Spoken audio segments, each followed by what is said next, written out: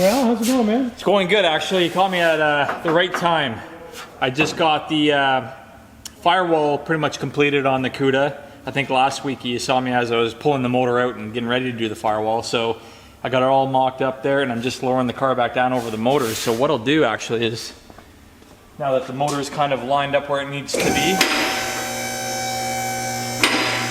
I'll give you a sneak peek of the firewall here before it gets lowered for the first time.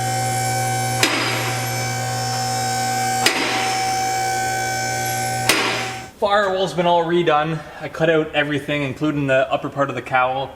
I redone the center transmission tunnel here to give us some more clearance.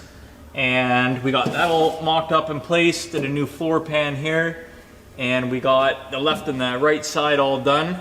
So I got to mock up where my heater hoses and my AC lines for the supercharged Hell Cat motor are gonna go. And what I'm checking on the back of the motor here was all this wiring, and we had a temperature sensor for the supercharger up here that was hitting the firewall. So I get rid of all the brackets, I try to suck everything in as tight as possible. And before I go ahead and weld up the firewall for good, I'm gonna put the motor back up and just make sure I have clearance for all of this stuff here. If I do, I can buzz this all in, put some epoxy paint on it, and move on to the next thing, but that's where I'm at today. Lower it back down. Beauty. It's really tight on the passenger side over here. So I guess the whole motor in the E-bodies are offset 2 inches towards the passenger side. So the whole motor is over towards the passenger side. So when you're putting the motor in, if anybody's watching this and doing a Hell Cat swap in an E-body, it's really tight to the frame rail. So you have to notch the frame rail for the alternator to clear, as well as you might have to disconnect all your coil plugs and remove the front coil pack just to make sure it clears the frame rail. That's what I did there. And you don't want to bust any of these clips off or anything. So yeah, undo all these clips, and it's really tight. It'll buzz down beside this wire, but it fits. So that's just a heads up.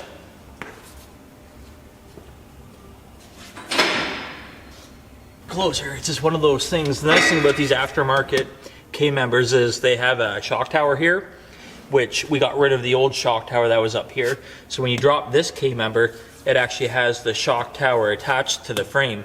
So as you're going up, it kind of gives you a nice guide to where this is gonna slide right up against the frame rail here. So like I said, it's really tight here. These will act as a guide going up and in. So just a lot of inching it this way, that way, making sure I don't bust any clips off or pinch any hoses, but we're looking pretty good so far. It's easier with 2 people, but we're busy around here today. Everybody else is working on another project, so I'm just gonna take my time and go down inch by inch here. I also have a bunch of self-tapping screws I can see now in my trans tunnel, which I hope don't hit the transmission, but it's not gonna cut any wires from what I can see. So if anything, the screws might just hit the transmission, but I'm just gonna really keep an eye on these coils over here, which we look good so far. Go down a little bit more.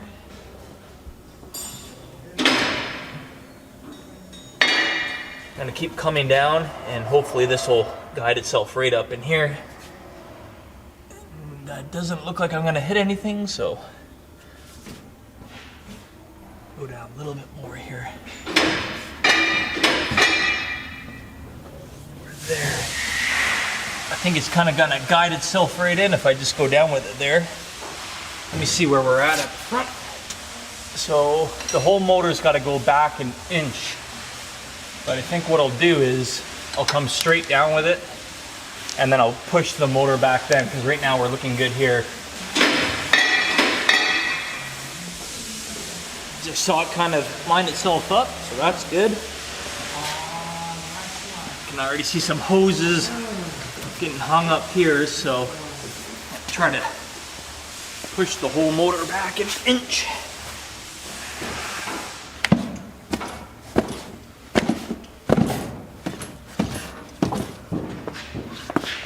Did it. Still lined up there.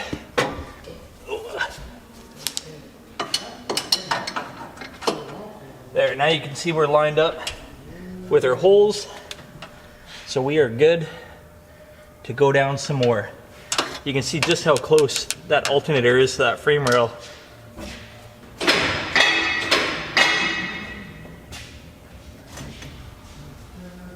Hey Tony, yeah, do you have a quick second? One.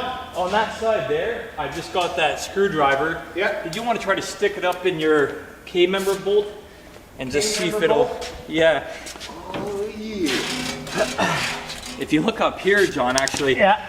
you can see just how tight Go ahead. this is to Go the ahead. Yeah, yeah. engine and everything, right? Okay, let's rock and roll, man. We're gonna clear that wire, clear that hose. Nothing's in your way here.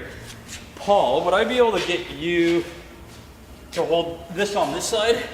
Okay. So if you just stick this up in that hole there, Yeah. let me know if it's looking good. And Yeah. Yeah, you're good. Success. You're good at the front. thank you, boys. All right. High fives.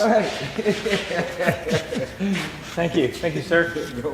Boom, boom, boom. Teamwork makes the dream work. Boom, boom. All right. We're back in business. And this is the main thing back here that I was fitting this engine back in for. You can see how much clearance we have here, which is good. Before, all these wires were hanging off the bracket, and they would hit the firewall. So now that I moved everything, and that you can see that sensor would have definitely hit. So Yes. we're in good shape. You're in excellent shape. We're in business. We're in business. Business.